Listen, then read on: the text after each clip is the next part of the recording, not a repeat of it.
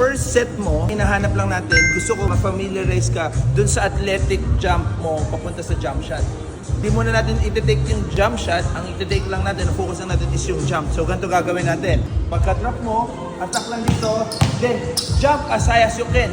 Kung paano talaga yung jump shot, pero hindi mo siya ititira. Back pedal, sa pangalawa, doon mo na iti-take yung jump shot. Mafe-feel mo yan, mafe-feel mo kung paano dapat pina-partner yung shot mo dun sa jump mo. Full speed goes, baby. Let's see. 5 times, ha? Tingnan natin. Tingnan natin.